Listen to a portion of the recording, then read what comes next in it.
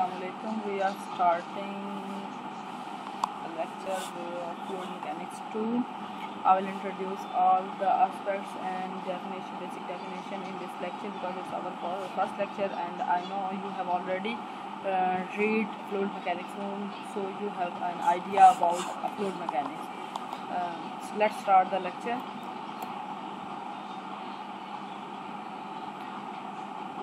In this lecture we introduce what is fluid mechanics, fluid static, fluid dynamics, types of energies, and had solved problem during this lecture we will introduce all these properties of fluid.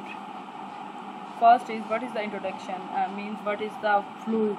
A substance that always tends to flow under the application of shear stress and cannot sustain its physical shape without solid boundary is termed as fluid. Means कि जैसे अगर हम कोई भी fluid like water, हम कोई भी fluid use करते हैं तो अगर उसकी कोई बाउंड्री नहीं है तो उसकी कोई शेप नहीं होती. जब तक कोई बाउंड्री ना हो या उसके ऊपर कोई भी फोर्स एक्स्ट्रा ना लगा दी जाए तो उसकी कोई प्रॉपर शेप नहीं बनती. इस टाइप को या इस सब्सटेंस को हम क्या कहते हैं? Fluid. Fluid have no specific shape but adopt the shape, लेकिन ये शेप को अडॉप्ट कर लेता है. लाइक कंटेनर में, लिक्विड में, गैस में या किसी और टाइप में ये अपनी शेप को कंटेन कर सकता है या उसको अडॉप्ट कर सकता है विद देयर बाउंड्रीज. अगर ये सब कुछ है तो इट मीन्स हम ये कह सकते हैं अगर वो शेप कंटेन कर सकता है कि इसके अंदर inter molecular force are enough to keep molecules in a continuum but incapable to stick them at a fix position. लेकिन उनके जो इंटर मॉलिक्यूलर फोर्स है वो फोर्स इतनी इम्पॉर्टेंट है या इतना ज़रूर एग्जिस्ट करती है कि एटलीस्ट उस फोर्स की वजह से आप फ्लूइड जो है वो अपनी शेप कंटेन कर सकता है. बट ज़रूरी नहीं है कि वो शेप हर टाइम फिक्स ही, वो चेंज होती रहती है. फोर्स इस टाइप की है, वो कौन सी फोर्स है? मॉलिक्यूलर फोर्स है. वो इस टाइप की है, इंट्रा मॉलिक्यूलर फोर्स की इतनी है कि वो उसको शेप दे सकती है. बट ये इनफ है, इससे ज़्यादा नहीं है कि वो उस शेप को कंटिन्यू ही रखेगी. उस मीन्स के उस शेप में ही एवरी टाइम रहे, ये ज़रूरी नहीं है. तो उसके लिए ये शेप चेंज होती रहती है. तो it means intra molecular force इतनी ज़्यादा नहीं है, नॉर्मल है कि वो शेप को अडॉप्ट कर लेती है लेकिन उसको फिक्स नहीं रख सकती. फ्लूइड मैकेनिक्स है क्या? Fluid mechanics a branch of physics that deals with the mechanics of fluid means liquid, gas और plasma and the force on them. उसके ऊपर जो fluid mechanics can be divided into fluid dynamics और fluid statics. Fluid dynamics जहाँ पर fluid move कर रहा होता है, फ्लूइड स्टैटिक जहाँ पर हम ये कह सकते हैं कि फ्लूइड जहाँ पर रेस्ट में. ये दो टाइप है फ्लूइड मैकेनिक्स की. फ्लूइड मैकेनिक्स बेसिकली क्या है? Is a branch of physics की है. इसमें हम फ्लूइड के डिफरेंट टाइप मीन्स के फ्लूइड की टाइप ही है, लिक्विड भी, गैस भी, प्लाज्मा भी, ये सब गैस की फ्लूइड की टाइप है. सेकंड ये कि फ्लूइड स्टैटिक. फ्लूइड स्टार्ट में जो हमने लिया कि फ्लूइड स्टैटिक क्या है, फ्लूइड डायनामिक्स क्या है. फ्लूइड मैकेनिक्स में ही डायनामिक्स और स्टैटिक आ जाता है. स्टैटिक में फ्लूइड क्या होगा? रेस्ट पर होगा और उस पर जो भी understanding about the fluid in equilibrium condition में. इक्विलिब्रियम कंडीशन को आप समझ सकते हैं कि equilibrium condition means stay at one position और in the same condition. The main equation उसमें क्या बनेगी? आपके पास Newton second law for non accelerating body के लिए आपके पास F = 0. सेकंड फ्लूइड डायनामिक्स वो जिसमें मूवमेंट ऑफ फ्लूइड है और relation between fluid flow and applied forces.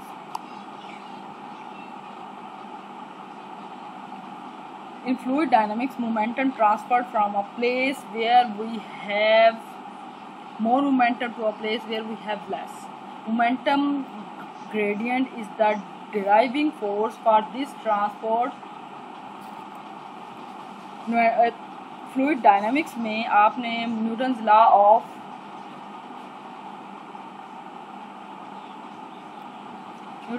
Second motion को भी हम एक्सप्लेन करेंगे. फ्लूइड डायनामिक्स क्यों? क्योंकि न्यूटन्स लॉ ऑफ मोशन इसलिए इसमें डिस्क्राइब होगा. उसकी रीज़न ये है कि जो फ्लूइड है वो मोशन में है. Newton second law of motion gives the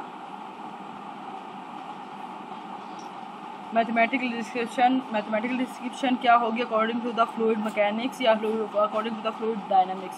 F = ma. m को हम किसके? m और a = dp/dt. मीन्स के pressure according to the time कैसे चेंज हो जाए. According to this law the net applied force can be quantified by the range change of momentum with respect to the time. Third क्या है कि energies और head की बात हो रही है। एनर्जीज और हेड क्या है? In flowing fluid following forms of energy में इन्वॉल्व। कौन कौन सी एनर्जी होती है जब फ्लूइड फ्लो कर रहा होगा? काइनेटिक एनर्जी भी होगी, पोटेंशियल एनर्जी भी होगी, प्रेशर एनर्जी भी होगी और हेड होगा। काइनेटिक एनर्जी क्या है? Due to which of motion. Potential energy क्या है? Due to position above a given dam. Pressure क्या होगा? Pressure due to fluids, pressure की वजह से जो एनर्जी जनरेट होगी। हेड इसमें क्या? Is the moment of energy per unit weight of fluid. Velocity head, velocity head is defined as kinetic energy per unit weight of the fluid. Velocity है एक और वेलोसिटी हेड ये different है। ये बात आपके माइंड में होनी चाहिए कि वेलोसिटी और वेलोसिटी हेड एक अलग चीज़ है। Velocity head is defined as kinetic energy per unit weight of the fluid. The kinetic energy of the fluid of mass m having a velocity v can be written as। हम kinetic energy को ऐसे लिखते हैं, ये normal एक formula kinetic energy का, लेकिन हम इसको कैसे, हम अपनी फ्लूइड फ्लो के अकॉर्डिंग टू फ्लूइड फ्लो की फॉर्म के अकॉर्डिंग हम kinetic energy को कन्वर्ट कर सकते हैं। किस में? m क्या, m half M V square है, तो m की जगह पर w is equal to M G है, m की जगह पर आप w ओवर g लिख सकते हैं। तो आपके ये फॉर्म बनेगी। जब ये बनेगी तो आप उसको velocity head v is equal to V square over 2g। Velocity head of circular pipes, circular means कि आपने अकॉर्डिंग टू द हमने सर्कुलर की वो क्वांटिटी की बेसिक इक्वेशन रेट की थी फ्लूइड मैकेनिक्स में। The velocity head for circular pipe with internal diameter d and volumetric flow rate q then can be find out। Means के velocity head आपके पास with respect to pipe, with respect to diameter, circular pipe में उसका diameter क्या होता है? q over a होगा। तो हम उसको ऐसे लिख सकते हैं। अगर उसका वॉल्यूमेट्रिक फ्लो है वो कैसे लिखा जा सकता है? उसको किस फॉर्म में लिखेंगे? लेकिन है ये काइनेटिक एनर्जी के ही फॉर्म में। तो वेलोसिटी हेड को आप सर्कुलर पाइप में with internal diameter volumetric flow rate में कैसे लिख सकते हैं? Evolution head, elevation head. Elevation क्या है कि in connection to the action of gravity. Gravity क्या है आपके पास जब किसी भी बॉडी को stay on earth. Elevation head is defined as elevation energy per unit weight. If elevation energy defined as कैसे कि अगर W is equal to elevation energy is equal to mgh को हम WH भी लिख सकते हैं। तो एलिवेशन हेड आपके पास क्या बनेगा? WH over W, it means height बन जाएगी आपके पास। एलिवेशन हेड क्या बनेगा? बेसिकली आपके पास एक हाइट बन जाएगी। जो भी आपने सिस्टम दिया है उसकी हाइट को हम एलिवेशन हेड के तौर पर भी कंसीडर कर सकते हैं। क्यों? क्योंकि जब भी ग्रेविटी की कंडीशन आपके पास आएगी तो एलिवेशन हेड आप कैसे डिफाइन कर सकते हैं? Elevation energy per unit wait के साथ। पर यूनिट वेट के साथ जब आप लिखेंगे एलिवेशन एनर्जी को, तो एलिवेशन एनर्जी को इस तरह डिफाइन, एलिवेशन हेड क्या बनेगा? WH ओवर W, वो हाइट को कंसीडर करेंगे। इसी तरह प्रेशर हेड को आप कंसीडर करेंगे a mass of a fluid acquires pressure energy when it's in contact with other masses having some form of energy. Pressure energy, अगर ये तो प्रेशर की बात हो रही है कि कोई भी फ्लूइड है उसको pressure energy when it's in contact with other mass some form of energy वहाँ पर क्रिएट होती है। इसी तरह प्रेशर एनर्जी क्या है? Therefore is an energy transmitted to the fluid by another mass. किसी और मास की मदद की वजह से फ्लूइड के अंदर कोई भी प्रेशर एनर्जी एंटर होती है। Therefore is an energy. Pressure energy basically क्या है? किसी भी मास की तरफ से फ्लूइड के अंदर ऐड होने वाली एनर्जी को प्रेशर एनर्जी कहा जाता है। उसको कैसे लिखेंगे?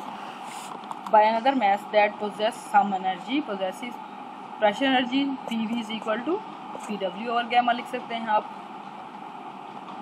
Hair gamma is specific weight है। गैमा क्या है? स्पेसिफिक वेट है। स्पेसिफिक वेट को हम किससे डिफाइन करते हैं? W ओवर P से।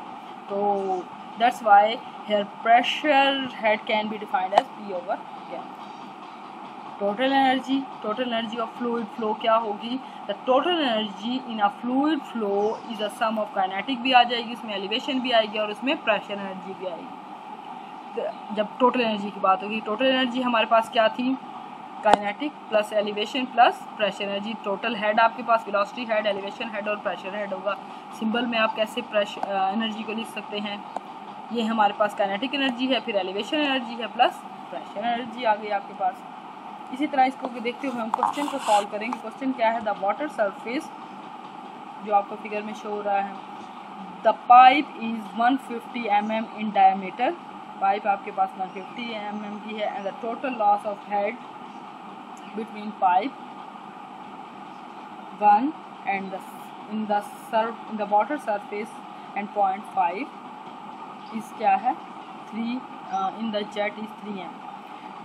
Determine the velocity flow in the pipe and the discharge Q. आपने सबसे पहले तो आपने वेलोसिटी निकालनी है। वेलोसिटी हेड निकालेंगे। वेलोसिटी हेड की वैल्यू क्या होगी, E1 E5 तक है तो हम minus H L1 minus 5 is equal to E5। ये फार्मूला आपके पास बन जाएगा अकॉर्डिंग टू एनर्जी। एनर्जी का हमारे पास क्या क्या था, एलिवेशन एनर्जी भी आएगी, उसके अंदर काइनेटिक एनर्जी भी आएगी और प्रेशर एनर्जी। उन सब के साथ अगर आप लिखेंगे, उन सब की वैल्यूज़ लिखेंगे, वैल्यूज़ लिखने के बाद आप पुट करेंगे तो आपके पास वेलोसिटी ऑफ फ्लो आपके पास आ जाएगा 7.672 मीटर पर सेकेंड। इसी तरह आपने क्या करना है, ये वेलोसिटी कॉइल आगे आप अपने डिस्चार्ज को इसी तरह फाइंड आउट करना है। डिस्चार्ज के लिए आपकी वैल्यू क्या है, V और VA, Q is equal to VA। V की वैल्यू ऑफ वेलोसिटी की आ गई। QA क्या है, एरिया है बेसिकली। एरिया आपके पास क्या दिया हुआ 1/4 पाई, ये फार्मूला है, उसमें आप 0.1 उसको चेंज कन्वर्ट करके 150 mm है, आप उसको कन्वर्ट करेंगे पहले 0.15 पाई आर स्क्वायर होता है basically 1/4 pi R square. Pi R square की वैल्यू पुट करें, सॉरी आर स्क्वायर की वैल्यू पुट करेंगे डायमीटर में, डायमीटर की वो आपके पास वैल्यू आ जाएगी टोटल। आप उसको कैलकुलेट करेंगे तो आपके पास M3000 लीटर। ये प्रॉब्लम सॉल्व हो जाएगी। इसी तरह आप प्रॉब्लम 2 को सॉल्व खुद करेंगे, इसको ट्राई करेंगे, ईजी है, आप इसको खुद कर सकते हैं। इसको सॉल्व करते रहें। असाइनमेंट अब आपकी क्या है, आपने ये 3 प्रॉब्लम्स को सॉल्व करना है बाय इटसेल्फ। आपको ये है कि मैं बुक में आपको इसमें रिकमेंड करूँगी, जो आपको बुक है और आपको आउटलाइन, ये मैं दोनों चीज़ें आपको अभी कर देती हूँ शेयर, कि आप लोग इसको कर सके काम इसमें। और बाकी ये है कि आपने नेक्स्ट के लिए मेन कॉन्सेप्ट आपने फ्लूइड मैकेनिक्स के, आपने फ्लूइड मैकेनिक्स 1 में सब कुछ बायंसी, डेंसिटी, विस्कोसिटी, काइनेटिक और डायनामिक विस्कोसिटी, सब आपने रीड किए होंगे। इन सब को लेके हमने अब सॉल्व करना है कि मेन कॉन्सेप्ट है कि बाउंसी फोर्स क्या होती है, डेंसिटी क्या है, विस्कोसिटी क्या है, डायनामिक विस्कोसिटी क्या है, काइनेमेटिक विस्कोसिटी क्या है, इन दोनों में डिफरेंस क्या है। ये चीज़ें जब आप करेंगे तो आपको आइडिया हो जाएगा कि कैसे सॉल्व करना है। अभी का आज का लेक्चर इतना। अगर आपको कोई भी फिर भी बात समझ में आए तो आप मुझसे कॉन्टैक्ट कर सकते हैं। फर्स्ट, सेकंड, आपने 3 प्रॉब्लम लाजमी सॉल्व